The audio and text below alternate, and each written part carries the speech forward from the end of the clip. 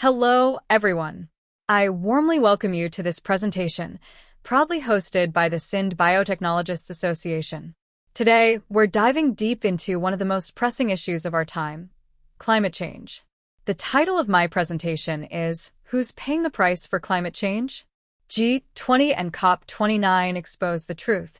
Let's explore how this global crisis affects us all and what actions we can take to fight it. Climate change refers to a long-term shift in the Earth's average weather patterns and temperatures.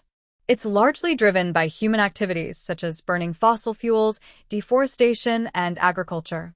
These activities release greenhouse gases, which trap heat in the atmosphere, causing the planet to warm.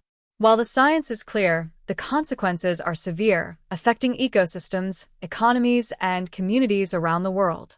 The G20, a forum of the world's major economies, was established in 1999. This influential group addresses global financial stability and other pressing international issues, including climate change. The G20 countries are responsible for a staggering 80% of global emissions. They play a critical role in promoting international cooperation to achieve net zero emissions. Their actions or inactions shape the future of our planet.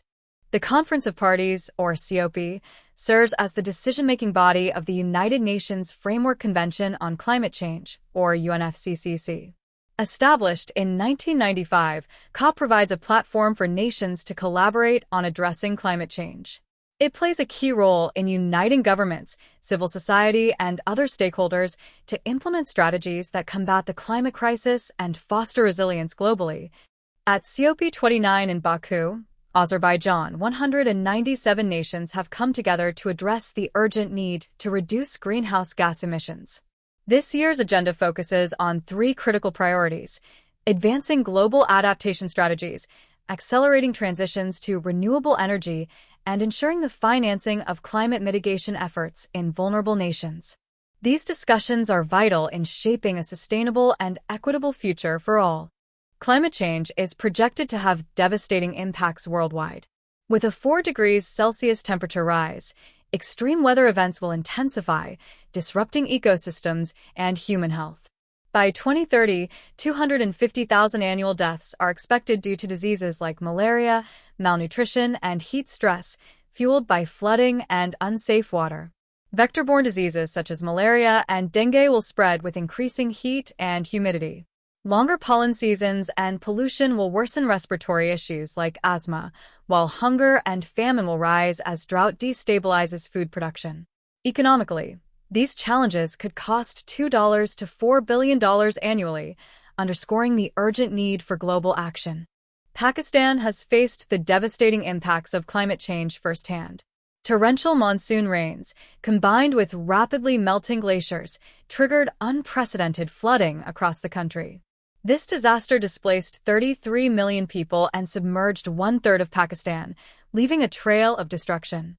The sheer scale of this catastrophe highlights the urgent need for global climate action and support for vulnerable nations like Pakistan. The flooding in Pakistan resulted in over 1,700 tragic deaths and widespread destruction of homes, crops, and infrastructure. The economic losses were staggering, estimated at $30 billion, severely impacting livelihoods and threatening food security across the country. This crisis underscores the devastating consequences of climate change, particularly for nations already facing economic and environmental vulnerabilities. At the G20 summit in Brazil, world leaders agreed on several critical measures. A pledge of $200 billion for climate finance by 2030.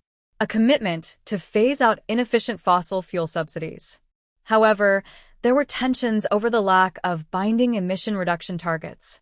While these outcomes represent progress, they highlight the ongoing challenges in achieving meaningful global climate commitments. At the COP29 summit in Azerbaijan, several critical outcomes were achieved to address climate change. World leaders pledged $300 billion in climate finance by 2035 to support global mitigation and adaptation efforts.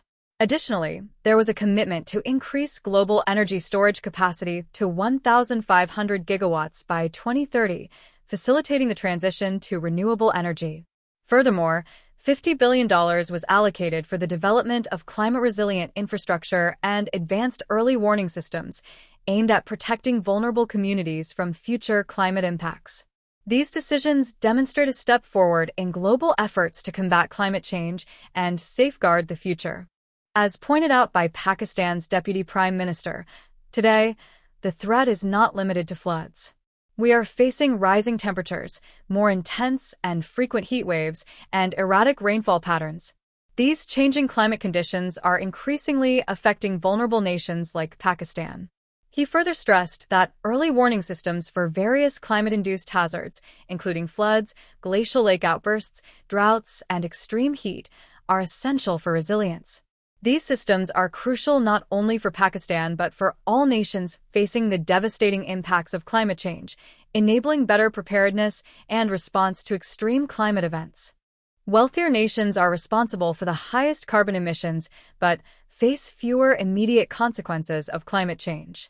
On the other hand, developing countries bear the brunt of extreme weather events and economic disruptions. This inequality has sparked the loss and damage debate, raising the question, who should compensate whom? Pakistan, in particular, is extremely vulnerable to the devastating effects of climate change, highlighting the urgent need for global cooperation and support for those nations that are disproportionately affected by the climate crisis. Youth movements played a vital role at COP29, demanding bold commitments from global leaders. Young activists emphasized the need for representation in climate decision-making. Grassroots and indigenous solutions were also highlighted as critical tools for combating climate change. These efforts reflect the power of youth to drive meaningful change and push for climate justice. One of the primary goals of climate action is to limit global temperature rise to 1.5 degrees Celsius.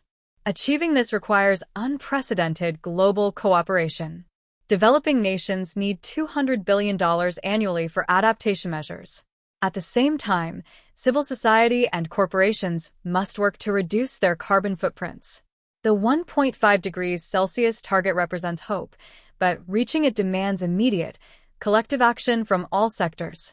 To conclude, climate change affects everyone, but its costs are unequally distributed. Platforms like the G20 and COP29 are crucial for fostering international collaboration, but true progress requires global unity and commitment. Let's remember, the price of inaction is far greater than the cost of action. Together, we must act decisively to secure a sustainable future. Thank you for joining me today. I hope this presentation has inspired you to think critically about climate change and the actions we can take to combat it. I encourage you to advocate for bold, equitable climate solutions. Let's work together for a healthier, more sustainable planet.